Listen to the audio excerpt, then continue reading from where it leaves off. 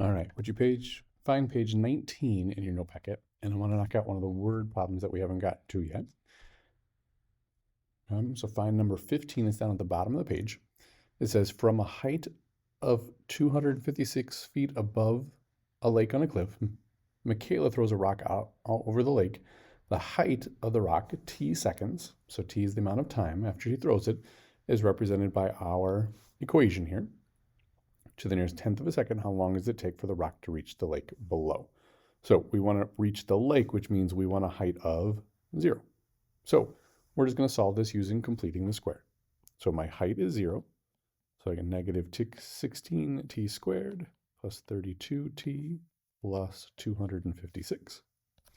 So these first two steps we can do in either order. We know we need to move our constant over to the other side, our c value. So I'm going to subtract my 256. But you might also realize that we also have a negative 16 in front of our t squared.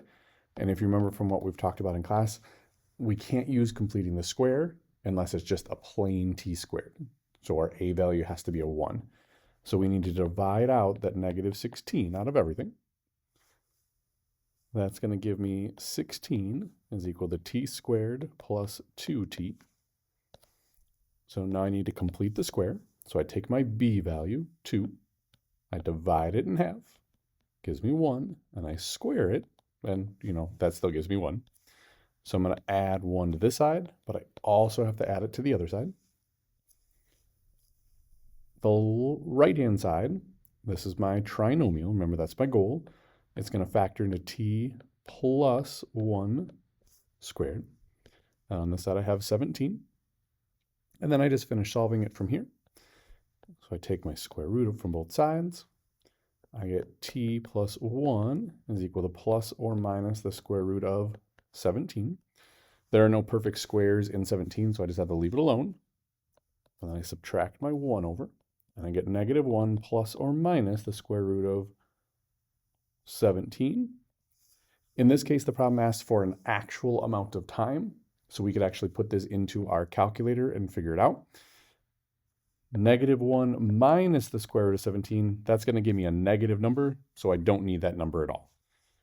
Negative 1 plus the square root of 17, well, remember the square root of 16 would be 4, so the square root of 17 would be just a little above 4. That's actually going to give me right about 3.1 seconds.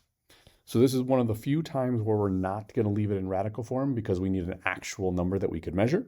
So we actually find the square root of 17 and add negative 1 to it, and that would give me approximately 3.1 seconds for our answer. All right, so now we're going to get to the meat of this lesson, which is on how do I use completing the square to get vertex form. So if you remember for vertex form, it was y equals a times x minus h squared plus k. And the reason completing the square helps us with this is, remember when we're doing completing the square, we want that perfect square binomial there. That's part of what we get in completing the square, so we can actually use it to help us solve these problems. So here's what that's going to look like. Just kind of follow along with this one for me, and then you're going to try a couple in your notes. So I'm going to follow my steps for completing the square. I'm going to move that 1 over to the other side. I get x squared minus 8x is equal to 9. I'm going to complete my square. So negative 8 divided by 2 is negative 4. Negative 4 squared is 16. So I'm going to add 16 on both sides. Again, literally what we normally would do for completing the square. Now I'm going to factor this one into x minus 4 times x minus 4, or x minus 4 squared is equal to 25. Now, here is where things are going to be different. Remember, we want that x minus something squared because that's part of my vertex form. So here's all we're going to do. Instead of finishing this out and solving it, we're going to bring this 25 back over. So we're going to get x minus 4 squared minus 25 is equal to 0. Okay. And then that 0, remember that's where we would swap it out when it was our y value.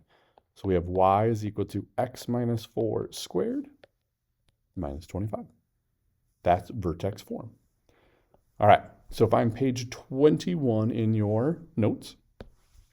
Do one or two of them along with me, and then you're going to try a couple of them for yourself.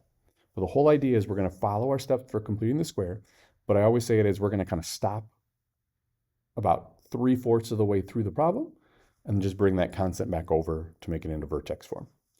So I'm going to move my 71 over, and I'm going to swap out my y with 0 so I can solve it. So I get negative 71 is equal to x squared plus 16x.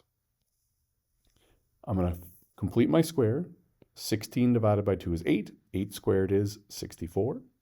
So I'm going to add 64 to both sides. This side factors in x plus 8 squared. And on the other side, I get negative 7. Now, we've followed all of our steps. Now, we just bring the constant back over. Instead of finishing it out with our square root, we stop early, and we just move that 7 back over. And we get 0 is equal to x plus 8 squared plus 7. And then we put the y back in place of the 0 in order to solve it. All right, I'm going to do one more, and then you're going to try. If you think you got the idea, go ahead and do the math. Remember, completing the square doesn't work if I have something in front of the x squared, so I got to divide everything by 2. So we get 0 is equal to x squared plus 18x plus 85. Then I'm going to move my 85 over to the other side. You could have moved the 170 over first and then divided by 2. It still gives us all the same thing. So I get x squared plus 18x is equal to negative 85. Now I complete the square. 18 divided by 2 is 9. 9 squared is 81. So I'm going to add 81 to both sides. This side is going to factor in x plus 9 squared. And this side is going to give me negative 4. Now, instead of taking my square root, because I'm not trying to solve it, I'm just rewriting this equation in vertex form. I'm going to move that 4 back over with the rest of it. And I get y is equal to x plus 9 squared plus 4. All right, so there are 4 more. You finish the 4 left on the page. Okay? Tomorrow we'll go over those, and we're going to practice a little bit more, and then we'll move on from there.